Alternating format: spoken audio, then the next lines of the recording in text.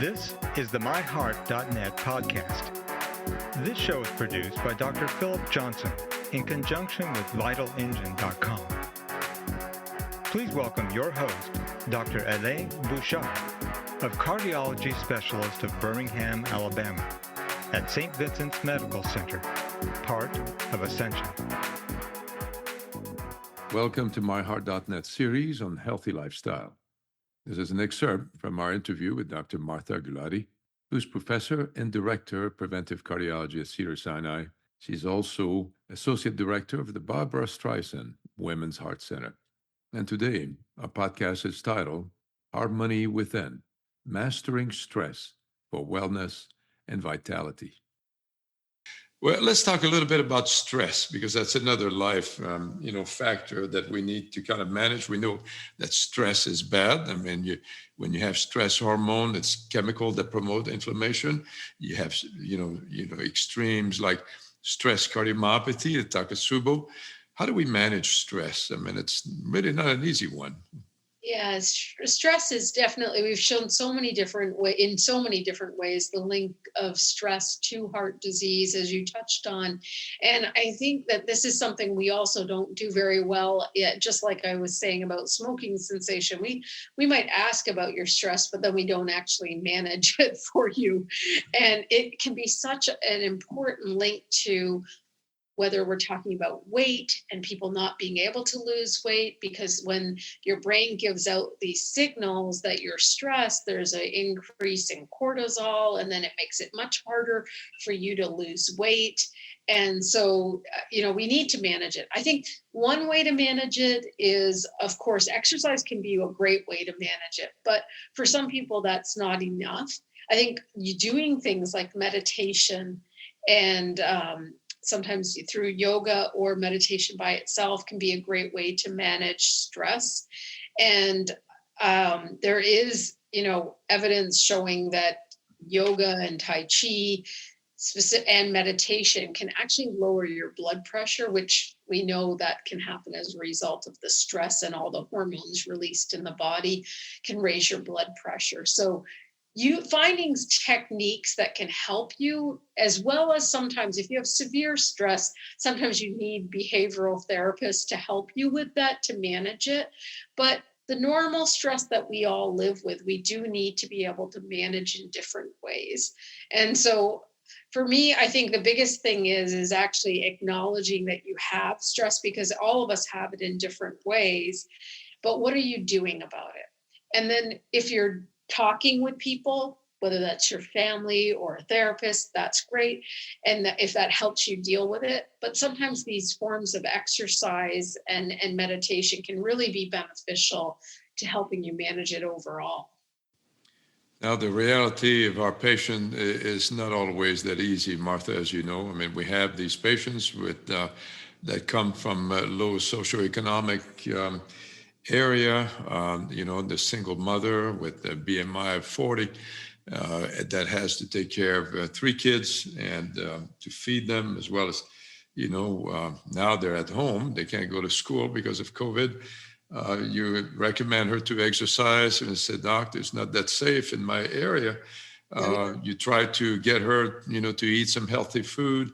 They either live in the country where there is, this called food desert, and there's very little good food available.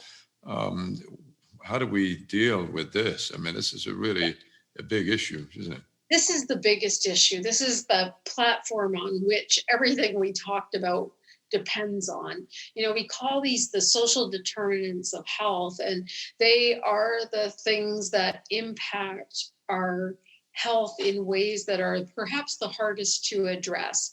So it's where we're born, where we grow up, where we age, the places in which we work and live. All of these things affect our health and our well-being.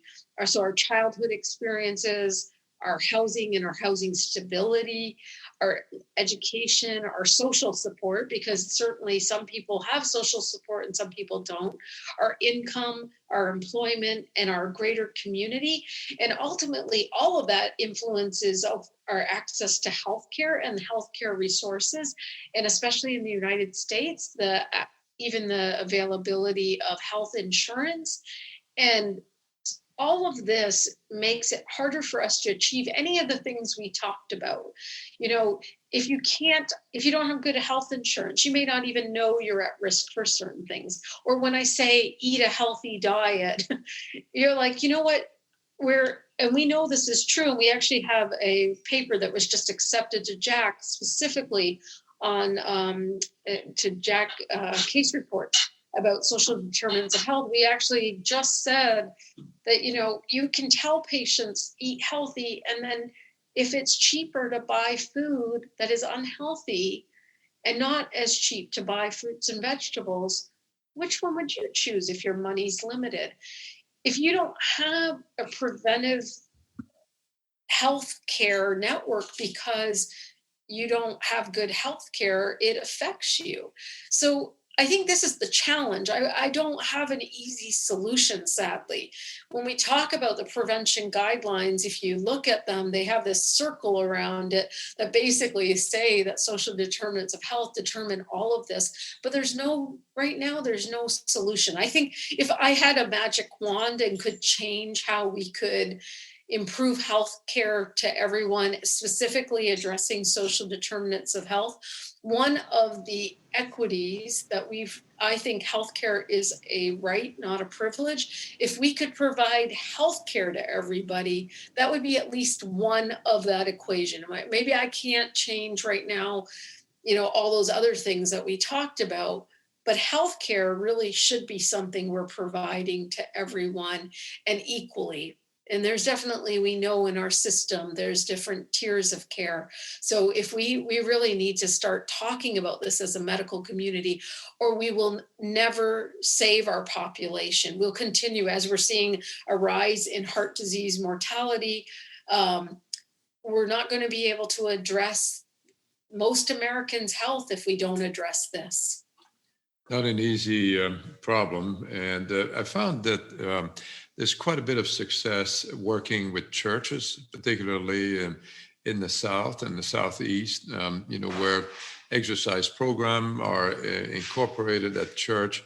At our church, for example, they have farmers that come and in the church parking lot display, their vegetables, and where, you can purchase. And that it may be kind of a nice way to maybe make some changes. At least in the South, it seems to be very good. It's well attended, and and maybe working with the church members in terms of supportive community to provide better health in terms of exercise and food. I think those are great ideas. I think even at churches or within communities or community centers, creating gardens with vegetables that are free for those people that they, come and help with that. We had that when I lived in Chicago. There were certain neighborhoods that created community gardens, and I thought that was wonderful. Some neighborhoods, though, that only meant, like in Chicago, that it meant only in the summer we were helping with vegetables. It wasn't, there's a finite period of time that you could grow things. So we need to talk about these things, though, because we really do need to think about how we price food and how we make available, and working with our communities is the first step. I think going to churches is definitely one of the solutions, actually, for us to create that, because also that's a place that you can also talk about why it's important, help them get potentially do screenings and prevention there, because it's a place that's safe to them. And historically, for some communities, hospitals are not always safe places. And recognizing that, I think it's another reason that in medicine too, and we're talking a lot about this now, a little late, but better late than never, is that we need, a diversity in our medical workforce. We need every community represented, because that's the way that we can talk with people that look like us. And the more that we are looking like our greater community, the more trust there is, and the more that we are able to impact at the very beginning where it matters, why we need stability in so many contexts. Of course, here, healthcare, but many other things we can help make better if we're looking like our community. In this podcast series, we have discussed healthy lifestyle and the different ingredients to a healthy heart. We discussed how healthy lifestyle can impact heart disease. We discussed smoking cessation, weight management, fueling wellness by healthy nutrition, mostly adopting the Mediterranean diet. We discussed exercise and how much exercise can really contribute to a healthy lifestyle and a healthy heart. Mostly we need to remain active. We discussed moderation in alcohol consumption and management of stress. If we adopt a healthy lifestyle, we'll live healthier, longer, with a better quality of life. To learn more from our team of cardiologists, please visit us at MyHeart.net. You can also follow us on social media by searching MyHeart.net on Facebook and Twitter. And be sure to subscribe to this podcast so you don't miss our next episode.